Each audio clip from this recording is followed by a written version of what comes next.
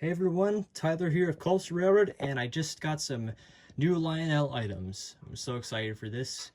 First, we have a 6250 Seaboard switcher in the post-war era.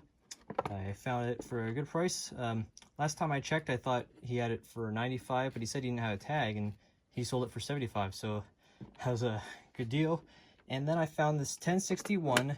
I got a 1062 towards the beginning of May, and this one is probably a lot better running, and it was probably like $6 more, but kind of cool because when I saw it for $9, I was considering, I've never seen any O-gauge locomotives that cheap before, because I thought 20 was the cheapest, but now that there were those other two that I had that were Scout type ones that were 15, now this one 10. I mean, I tested it a little bit on his test track for O-gauge, and it ran a little good, but not super.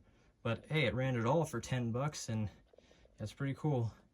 And then of course last we have this 262E, which sadly does not run.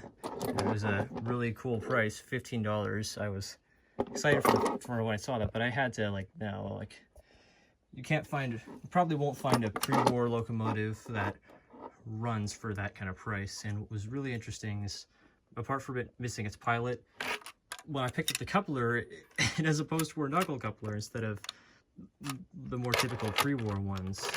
But it's still cool, and for that price, it's fine if it's just sitting on the shelf for fun, and to see next to the beautiful post-war trains too. So let's get to running the Seaboard and the 1061. Just for fun, I felt like kind of comparing the post-war 6250 to the later MPC era, like cheap end ones, like the 8569 Sioux Line and 8770 EMD, and just to show how detailed it creased. I mean, I would need to have some that were from between them, like the later 50s and the 60s. Probably the most obvious would be the railings. Post-war or early post-war had those, and I think like on the Minneapolis and St. Louis NW, it had molded in ones. And also, I believe classification lights, and they brought it back for the 8770. And the railings they seem like they're separately applied trim versus the later ones are kind of like molded into the base. So we could see that. Also, the pilot is a little more complete on the early post-war ones as opposed to the MPC ones.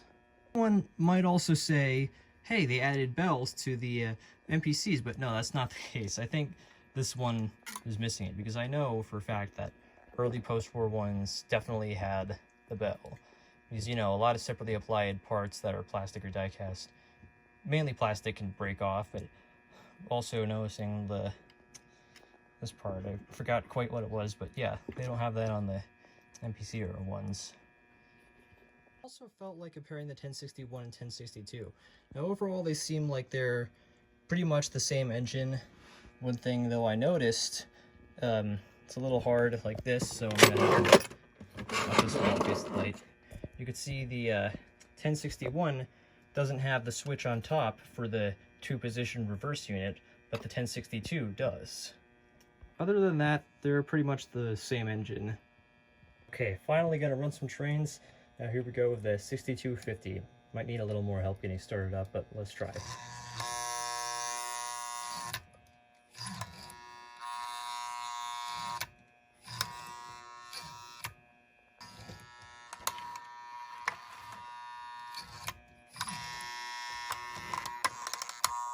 Now it's going. And pretty good too.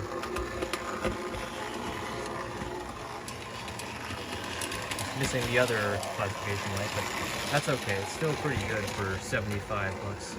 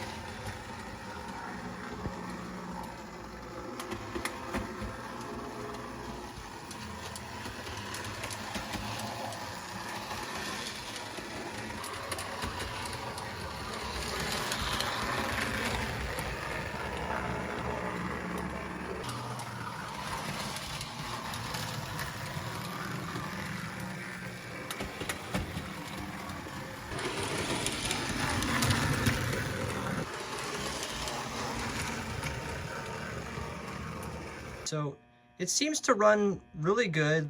I think the problem is just the sticky E unit, but I found a easy solution to that. So now the 1061, which also might have a little trouble at first, but I'll still try.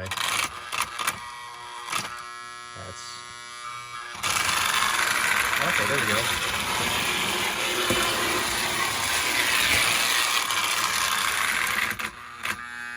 That's a little bit slower. So I guess just having it run fast at first.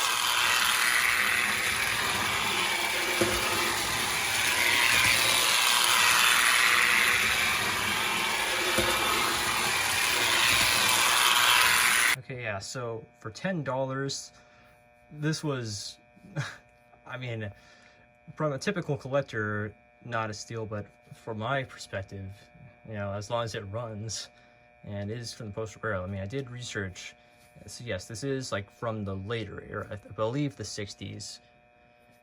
Now we're gonna put on the tender.